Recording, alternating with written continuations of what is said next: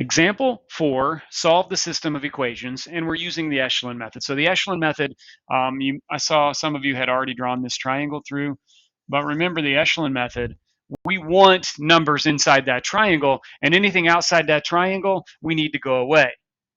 So where are we at here? We're going to start by making those two x's go away. You usually work your way through the columns. You can't do all three of them at once. You can really only do one at a time, but we're going to do the x's first, and then we'll do that y. All right, and what you have to do is you have to use this number that's on the diagonal to get rid of the numbers below it. All right, so we're going to use a 2x to get rid of an x, and that's where our rules come in. It has to do with the least common multiple of 1 and 2. My rule is just going to be 2 row 2's minus row 1. That's going to give me 2x minus 2x is 0.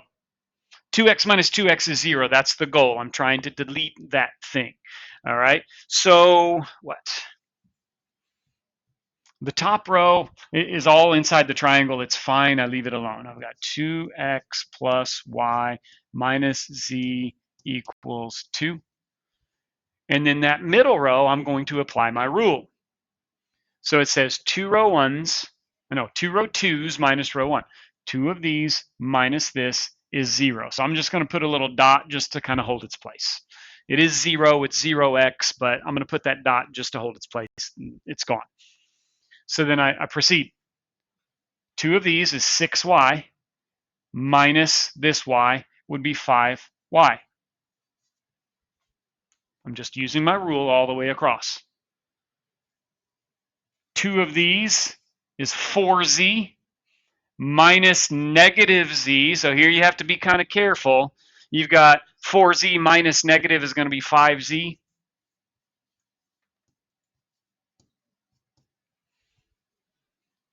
And then 2 of these is 2 minus 2 is 0. 5y plus 5z equals 0. All right. Now, I'm going to also have to delete that third x, the one in the third row.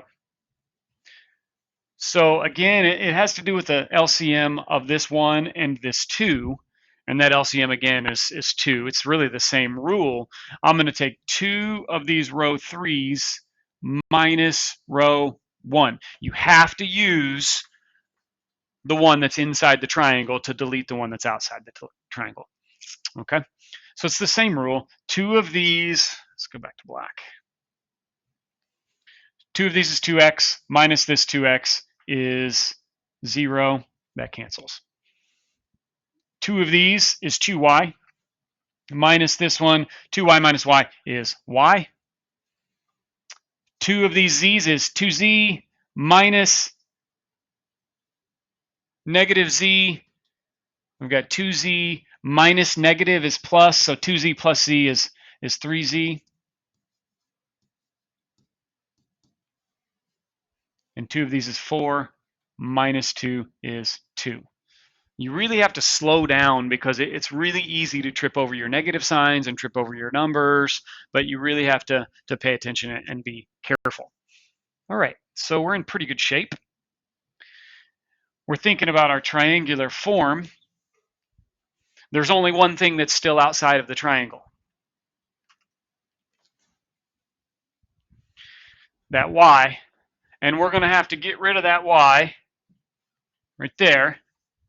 And we have to use the one that's on the diagonal. We have to use that 5y. Okay, so your rule is going to have to do with the LCM between 1 and 5. So I need a statement that's going to say 5y minus 5y. And there are several ways to get there. But I think we can just do 5 row 3's minus row 2. That's going to give me 5y minus 5y is going to be 0. And the magic kind of happens in that, these dots, 5 of these nothings minus this nothing is still going to be nothing. All right, so you can still do the math on the dots on the nothing, but it should never come back from the dead. If you had a 0 and then you unzero it, then you screwed something up. Okay. So the top row is fine. Leave it alone. 2x plus y minus z equals 2. The middle row technically is fine, but I'm going to do one of my row operations that I'm allowed to do is multiply by a number, and I'm going to say divide by 5. Technically, we got to think about it as times 1/5, but it's a lot easier to think about that as divide. So I'm going to divide everything by 5, and that's going to give me y plus z equals 0. I just reduce my numbers down, make it easier to solve later. But that bottom row, I'm going to use my rule. 5 row 3's minus row 2. Okay, so of course we've still got this dot, and then 5 of these minus this is still going to be a dot, and then 5 of these minus this is going to be 0. So a dot for a placeholder. 5 of these is 15z minus this. 15z minus 5z is 10z. And 5 of these is 10, minus 0 is 10. Boom.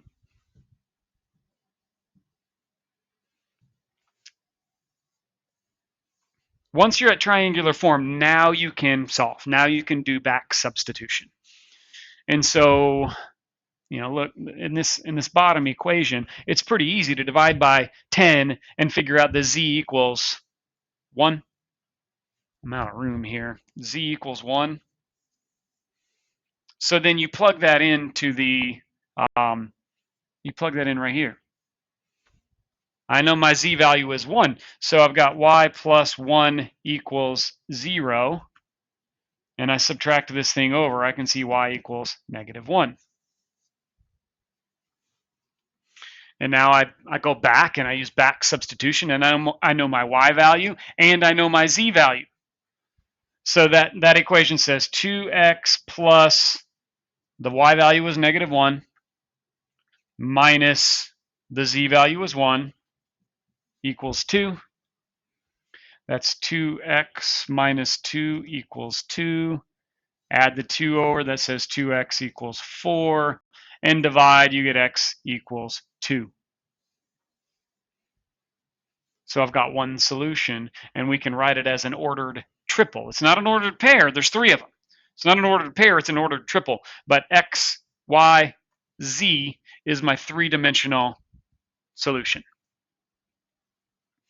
That's a pretty good example. 3 equations, 3 variables, echelon method. Might not be the most efficient way in the world to do it, but it is one way to do it. All right, now story problems. I know students are kind of I don't know, rough with story problems, but one thing to consider is they're all kind of similar.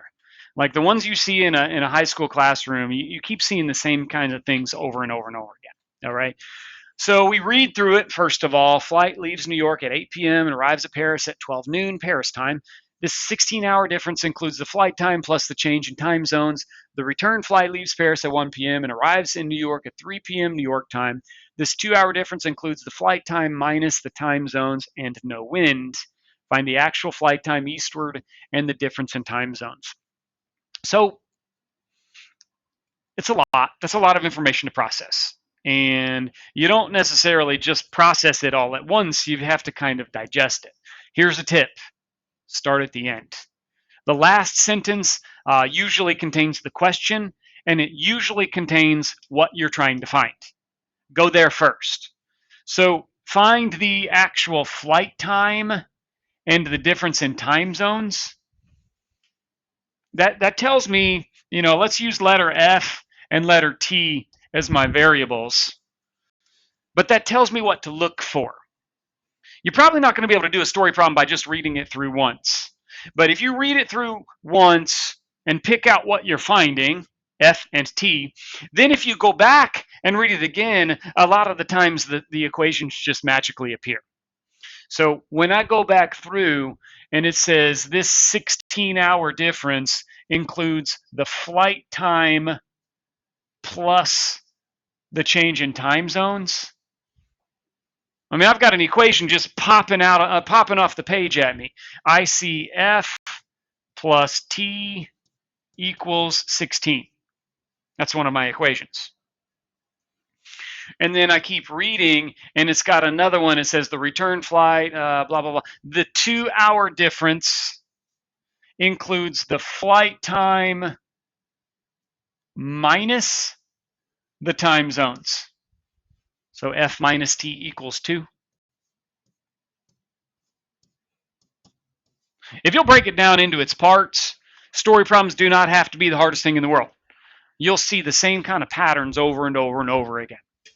So if we're going to solve this thing, let's use that echelon method. Triangular form. I see this F is the odd man out. I'm going to have to use this F in order to knock out that F. That's how it works. So this is pretty simple because the rule can just be row 2 minus row 1. F minus F. F minus F. Top row is all inside the triangle, so leave it alone. F plus T equals 16. The bottom row is the one I need to change, so I'm going to apply my rule. Row 2 minus row 1, that's 0, so I'll use a little dot as a placeholder. Row 2 minus row 1, that's negative T minus T, that's minus 2T. Row 2 minus row 1, 2 minus 16 is negative 14.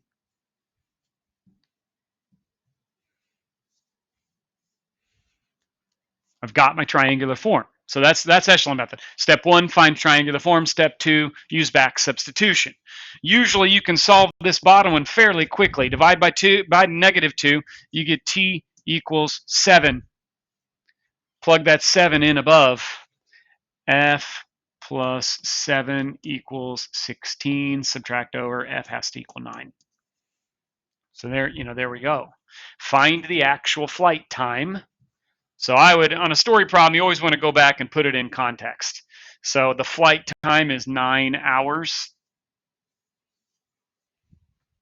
And the difference in time zone is 7 hours.